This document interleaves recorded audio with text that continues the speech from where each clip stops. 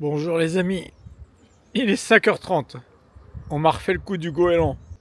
Et ça caille sévère.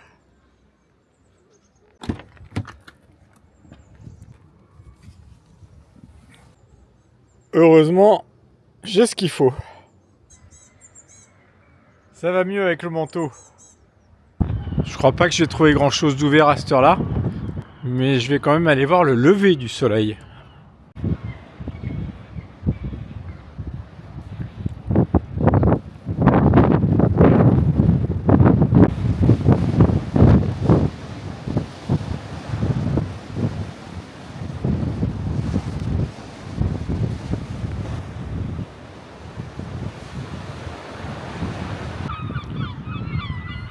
Je vais tenter ma chance à la station-service. Ce matin, ça va pas être Starbucks, ça va être Greggs.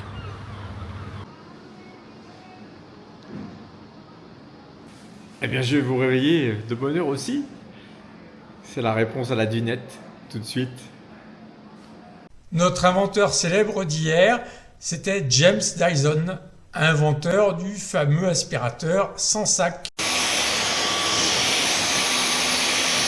Hi, I'm James Dyson. I'm 76, and 45 years ago, I created the first Dyson. I have the most powerful vacuum cleaner in the world. Horrible smell of dog hairs and stale dog and stale dust. I looked around for a technology which didn't have this characteristic, and I saw these big cyclones. I found that human hair and carpet fluff and dog hairs weren't collected by the cyclone. That's why I had to build 5,127 prototypes before I got it working properly.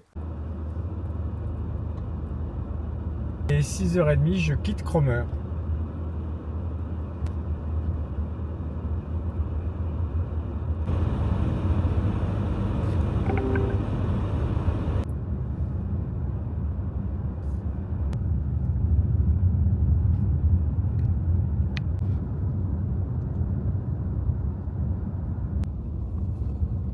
J'alterne la campagne verdoyante et les petits villages. Un peu de sous-bois aussi. Après une demi-heure de petite route, j'arrive au village de Holt. Holt est un village georgien. Ceci fait référence à ce type d'architecture, dite georgienne, parce qu'elle se réfère à la période de 1700-1800, où il y a eu 4 rois, Georges Ier, Georges II, Georges III, Georges IV, les premiers rois de la maison de Hanovre.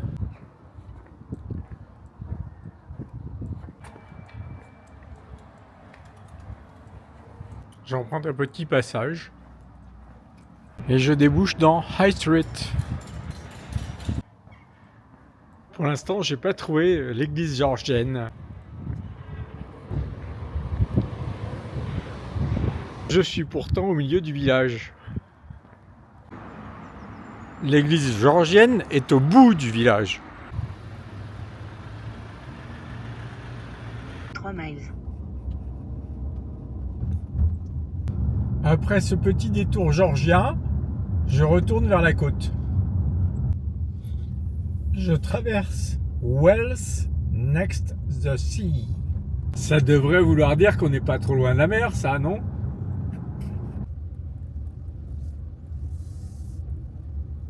J'ai dû me méprendre sur la notion de next the sea, parce que là, ça fait 10 miles que je roule, toujours pas vu la mer.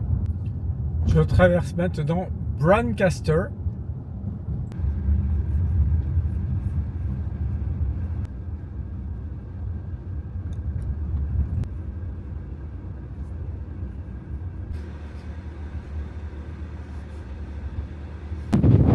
Beware, tidal flooding. Regardez-moi ce panneau sur les toilettes publiques. C'est plus haut que ma tête. Après tous mes efforts, j'arrive à la mer. Magnifique plage de sable ici.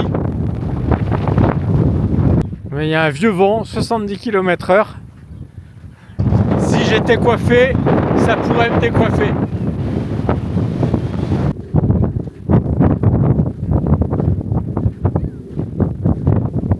J'adore ces grands espaces sauvages. il y a quelques courageux kitesurfers.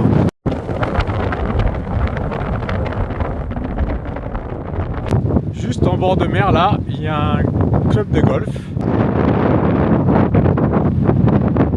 Avec des robots d'enfer.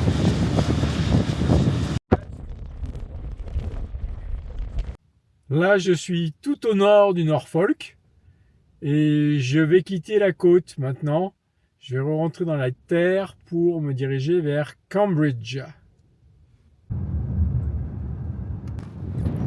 Avant de partir de la côte, je vais essayer de me choper un peu de crabe parce que hier je suis resté sur ma faim.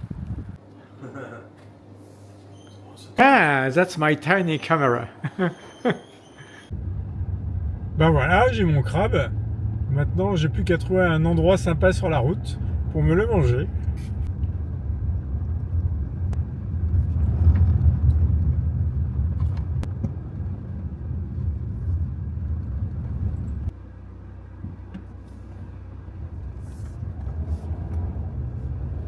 Je me suis arrêté là en pleine Cambrousse pour manger. Mais même à l'intérieur des terres, il y a vraiment beaucoup trop de vent. Je suis pas bien dehors. Du coup, comme disaient les jeunes, je me fais un petit pique-nique voiture. Enveloppé dans le Daily Telegraph. Here is the crab.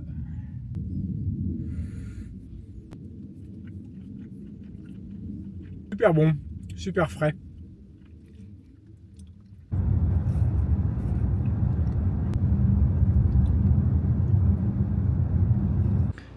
Je m'arrête en bord de route, juste pour filmer cette petite église magnifique.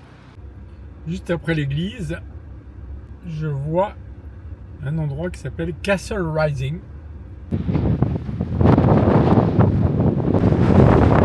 Ce château a été construit par Guillaume d'Aubigny sous le règne du dernier roi normand Stephen II.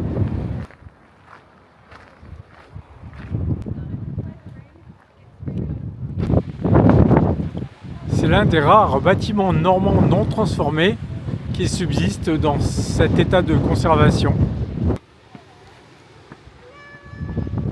Wow. J'ai l'impression d'être Guillaume himself.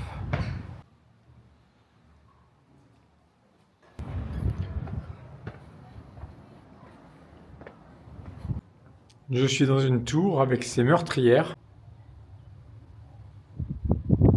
Ici, je suis dans la salle d'attente. La pièce qui est devant moi a perdu son plancher.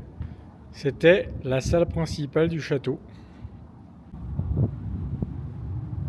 Je poursuis ma route. J'ai encore une étape avant Cambridge.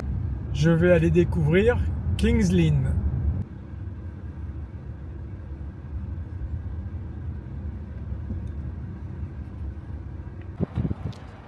Me voici à King's Lynn, sur une espèce de grand place. Ça me rappelle l'année dernière. Deux bâtiments remarquables, l'hôtel Duke's Head et à l'opposé, l'ancienne bourse au blé. Comme Ipswich, King's Lynn a été un port fluvial important. La rivière Great House est un peu à sec à cette heure-là parce que c'est marée basse.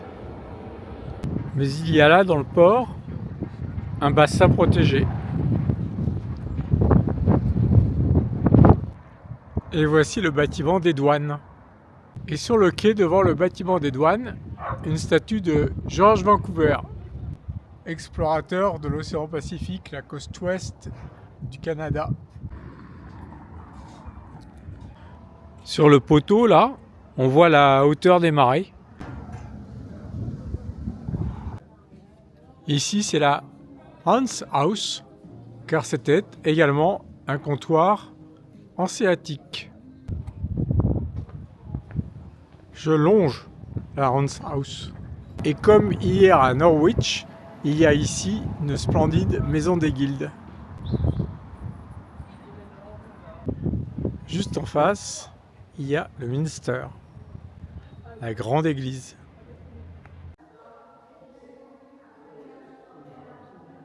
Dans cette église, il y a un coin pour que les enfants jouent. Voici la High Street. Dans cette rue, nous avons une statue du roi John. John, c'est celui qui a signé la Magna Carta. On en reparlera. Et au bout de High Street, je retrouve ma Grand Place.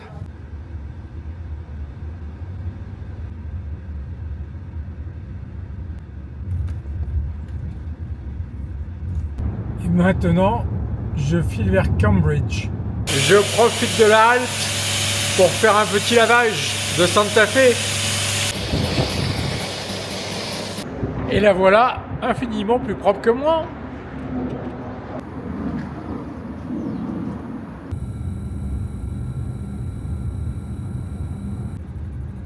Je traverse laborieusement la banlieue de Cambridge.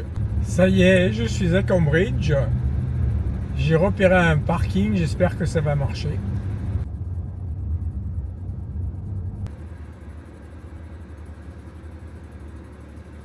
C'est pas très cool parce que c'est un parking souterrain. J'aime pas tellement ça pour la nuit. Je vais voir si je trouve autre chose. Bon, je suis sorti pour avoir de l'internet et j'ai trouvé 2 petits parkings dans des rues. Je vais aller voir. Bon, j'ai réussi à me trouver une place à cet endroit. Bon, avec mes petites aventures parking, je suis pas trop en mesure de visiter Cambridge ce soir. On verra ça demain. Là, je vais juste me balader un peu. Du coup, je gère un peu au hasard depuis mon parking. Et je tombe sur une rue piétonne. Ça me va très bien. Conduire au UK est assez fatigant. J'ai mis 3 heures pour faire les 120 km qui séparent Cambridge de l'endroit où j'étais ce matin. Petite route, rond-point, etc. Mais j'ai dit que je me plaignais plus, donc je suis content. J'ai vu des jolies choses. Mais c'est long et fatigant. Bon plan pour demain matin.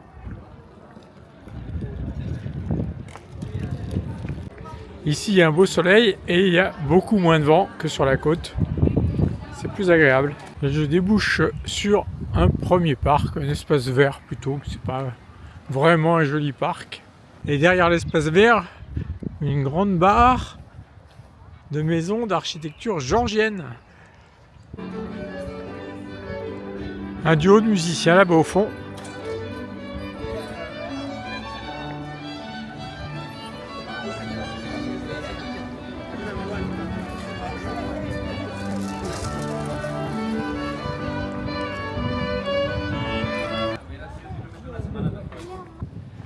Je vais passer directement au plan resto.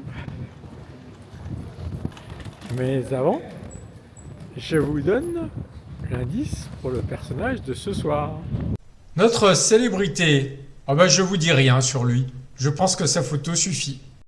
Si vous avez la réponse, mettez-la dans les commentaires. C'est là que je vais aller ce soir. Ardennes, Mediterranean Barbecue. C'est plus Mediterranica que Yucca, mais c'est le quartier dans lequel je suis. Je suis tout seul. Mauvais augure? Trop tôt? Trop tard?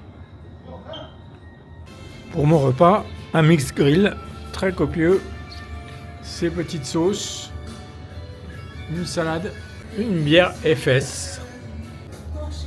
C'est délicieux. C'est franchement mon meilleur repas depuis que je suis arrivé en Angleterre.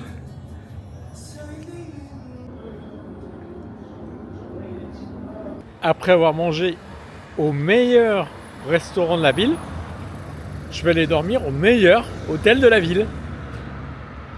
C'est juste à côté d'ailleurs.